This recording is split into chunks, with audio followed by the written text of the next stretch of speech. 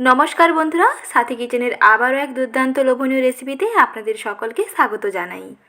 চটজলদি লোভনীয় কিছু নাস্তা তৈরি করতে হলে এই রেসিপিটি ট্রাই করে ফেলুন। এই রেসিপি বা এই নাস্তা একবার খেলে দেখবেন আর একটি খেতে চাইবেন। হাতে সময় কম, তাড়াহুড়োতে চটজলদি অফিসে কিংবা স্কুলের টিফিন কিংবা বাচ্চাদেরকে টিফিন তৈরি করতে সমস্যা হলে এই রেসিপিটি দেখে একবার ঝটপট বানিয়ে দেখুন। আজকে রেসিপিতে বানিয়ে দেখাবো পুর ভরার ঝামেলা ছাড়া খুব সহজে একটি আলুর পরোটা।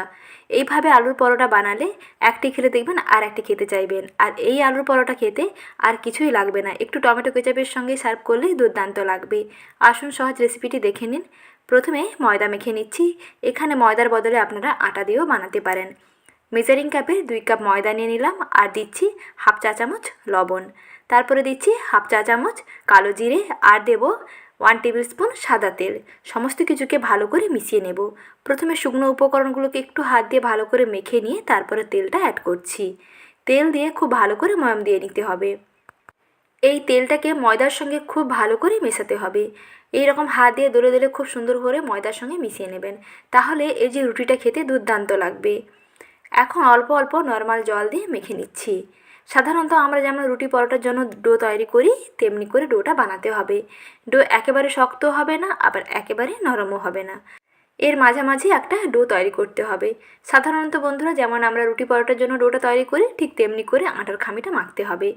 এইভাবে দেখুন কিছুক্ষণ মেখে নেওয়ার পরে ডোটা একেবারে রেডি হয়ে গেছে। আটার খামি একেবারে রেডি হয়ে গেছে। ডোটা দেখুন বন্ধুরা কতটা সফট হয়েছে, একেবারে নরমও নয় আবার একেবারে শক্তও নয়। দেখুন এই রকম করে ডোটাকে মাখতে হবে। এখন এর থেকে লেচিগুলো কেটে নিচ্ছি। লেচিগুলো দেখুন যেমন আমরা পরোটা তৈরি করি তেমনি করে লেচিগুলো বানাতে হবে। সমস্ত লেচিগুলো কেটে নিয়ে একটি একটি লেচির উপরে তেল লাগিয়ে রেখে দিতে হবে। সবচেয়ে ভালো হয় সবগুলোর মধ্যে একটু তেল লাগিয়ে রেখে দেবেন, তাহলে দেখবেন লেচিগুলো একটির গায়ে একটি লেগেও যাবে না এবং বেলার সময় অনেক সময় তেল দিয়ে বেলতে হয়, তাহলে দেখবেন বেলার সময় আর কোনো সমস্যা হবে না। একটি করে লেচি নিয়ে সঙ্গে সঙ্গে বেলতে পারবেন। এখন এগুলোকে ঢাকনা দিয়ে একটুখানি রেখে দিচ্ছি, ততক্ষণে আলুর পুর তৈরি করে নিচ্ছি। প্রথমে কড়াইতে দিয়ে দিলাম অল্প একটু সাদা তেল। সাদা তেলের মধ্যে 1 চামচ কালো জিরে এবং কিছুটা কারি পাতাকে কুচিয়ে এইরকম ফোড়ন দিয়ে দিলাম। ফোড়নটা একটু ভাজা ভাজা হয়ে আসলে কারি পাতাগুলো একটু ভাজা ভাজা হয়ে গেলে এর মধ্যে দিয়ে দিতে হবে সেদ্ধ করে নেওয়া ম্যাশ করা আলু। দুটো মিডিয়াম সাইজের আলুকে সেদ্ধ করে ম্যাশ করে নিয়েছি। সেই ম্যাশ করা আলুটাকে এইরকমই দেখুন ফোড়নের সঙ্গে একটু ভাজা ভাজা করে নিচ্ছি। তারপরে এর মধ্যে অল্প করে হলুদ পাউডার, অল্প একটু লঙ্কা পাউডার আর দিয়ে দিচ্ছি কুচনো কাঁচা লঙ্কা। ঝালটা আপনাদের পছন্দ অনুযায়ী দিয়ে দেবেন। যদি বাচ্চাদের জন্য টিফিনে বানাতে চান তাহলে অবশ্যই কাঁচা লঙ্কাটা স্কিপ করবেন। সব কিছুকে একসঙ্গে মিশিয়ে নিয়ে অল্প করে ভাজা জিরের গুঁড়ো আর দিয়ে দিলাম গরম মশলা গুঁড়ো। সব কিছুকে ভালো করে মিশিয়ে কিছুক্ষণ এরকম নাড়তে নাড়তে দেখবেন খুব সুন্দর শুকনো শুকনো করে আলুর পুর রেডি হয়ে যাবে। আলুর পুর একটু শুকনো শুকনো করে বানালে এর মধ্যে যখন পরোটার মধ্যে যখন আলুর পুরটা ভরে বানাবেন তখন দেখবেন বানাতে সুবিধা হবে। এখনও পর্যন্ত আমি লবণ অ্যাড করিনি, তাই লবণটা সব শেষে অ্যাড করে দিলাম।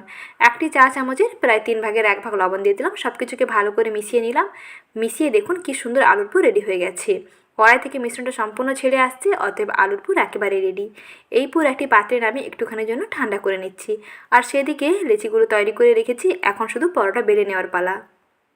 আর লেচিগুলোর গায়ে যেহেতু আগে থেকে তেল মাখানো ছিল, দেখুন কত সুন্দরভাবে তৈরি হয়েছে, একটির গায়ের একটি লেগে যায়নি। লুচি বেলার সময় আপনারা যদি এই রকম লেচিগুলো তৈরি করে নিয়ে একটু তেল লাগিয়ে রেখে দেন তাহলে দেখবেন লেচিগুলো আর একটির গায়ে একটি লেগে যাবে না। অল্প একটু হাতে তেল নিয়ে সমস্ত লেচিগুলোর গায়ে এরকম লাগিয়ে দিতে হবে, তাহলে দেখবেন লুচি বেলার সময় আর তেল দেওয়ার প্রয়োজন পড়বে না, শুধু লুচিগুলো খুব সুন্দর বেলে নিতে পারবেন। আর এদিকে দেখুন পরোটাটা বেলে নিয়েছি। প্রথমে একটি এরকম গোল রুটির মতন তৈরি করে নিতে হবে, তারপরে মাঝখান থেকে এক সাইড বরাবর এইরকম আলুর পুরটা দিয়ে দিতে হবে। আর আলুর পুরটা যখন দেবেন বন্ধুরা তখন সাইডগুলোতে একটু হালকা চেপে দেবেন। আলুর পুরটা দিয়ে এইরকম চেপে দিলে রুটিটার গায়ে সুন্দর আলুটা বসে যাবে, তার জন্য এইরকম একটু চামচটা দিয়ে দেখুন হালকা একটু চেপে দিলাম। তারপরে একটি সাইড থেকে এইরকম দেখুন একটু পুরু করে নিচ্ছি। এতে পরোটার আলুর পুরটা খেতে দুর্দান্ত লাগে। এখন সাইডগুলোতে হালকা একটু জল লাগিয়ে দিয়ে এইরকম চেপে দিতে পারেন, তাহলে দেখবেন মুখটা খুব সুন্দর আটকে যাবে। আর যদি মনে হয় একটু মুখটা এরকম ফাঁকা ফাঁকা রাখবেন, আলুর পুরটা দেখা যাবে ভেতর থেকে, তাহলে এইরকম দেখুন মুখটা ঝুলাবেন না। প্রথমে একটু উপরটাকে আলুর পুরের উপরে চেপে দিয়ে সাইডগুলোতে আর চাপবেন না, তাহলে দেখবেন মুখটা সুন্দর এরকম ফাঁকা ফাঁকা থাকবে, আলুর পুরটা ভেতর থেকে দেখা যাবে। এখন কড়াইতে অল্প করে তেল গরম করে নিয়ে তারপর একটি একটি নাস্তা তেলের উপরে দিয়ে দিলাম। এই পরোটাগুলো ভাজতে বেশি তেলের প্রয়োজন হবে না। কড়াইতে অল্প করে তেল দিয়ে গ্যাসের আঁচটা কমিয়ে তারপরে একটি করে নাস্তা তেলের উপরে দিয়ে দেবেন। যখন একটা সাইড হয়ে যাবে তখন অপর সাইডটাকে উল্টে দিতে হবে। গ্যাসের আঁচটা কমিয়ে একটুখানি সময় নিয়ে পরোটাগুলোকে ভেজে নিলে দেখবেন এর পরোটার যে রুটিটা খুব খাস্তা হবে আর আলুর পুরটা পরোটার গায়ে খুব সুন্দর লেগে থাকবে। খেতে যেমন দুর্দান্ত হয় তেমনি বানানোর পদ্ধতিটা খুবই সহজ। একবার বন্ধুরা আপনারা বানিয়ে দেখুন, দেখবেন খেতেও যেমন দারুণ হয় আর বানানো খুবই সহজ, ঝামেলা ছাড়াই বানাতে পারবেন। লুচি তৈরি করে তার মধ্যে আলুর পুর ভরে তারপরে যখন বেলতে যান দেখবেন অনেক সময় আলুর পুর ফেটে যাওয়ার সম্ভাবনা থাকে। আলুর পুরটা ফেটে বাইরে বেরিয়ে যায়, তার জন্য পরোটাটা একেবারেই ভালো হয় না। কিন্তু এইভাবে যদি পরোটা বানিয়ে নেন স্বাদটা একেবারে একই রকম হবে আর বানানোটা খুবই সহজ। একে একে সমস্ত পরোটাগুলো তৈরি করে নিয়েছি। অল্প একটু কারি পাতা এবং টমেটো কেচাপ দিয়ে সার্ভ করবেন, দেখবেন দারুণ লাগবে। এই পরোটা শুধু খালি খালি খাওয়া যাবে আর এই পরোটা আপনি যাকে খাওয়াবেন তার কাছ থেকেই প্রশংসা পাবেন। একটি পরোটা কেটে দেখিয়ে দিচ্ছি ভেতর থেকে কতটা সুন্দরভাবে পারফেক্টলি রেডি হয়েছে। দেখুন বন্ধুরা, কোনো অংশে বোঝা যায়নি কিন্তু এটা আলুর পরোটা নয়। পুরটা খুব সুন্দর পরোটার গায়ে লেগে আছে, খেতেও দারুণ লাগে আর বানানো দেখবেন কতটাই সহজ। তাহলে আজ এই পর্যন্ত, ভালো থাকবেন, পরবর্তী রেসিপি দেখার আমন্ত্রণ থাকলো। ধন্যবাদ।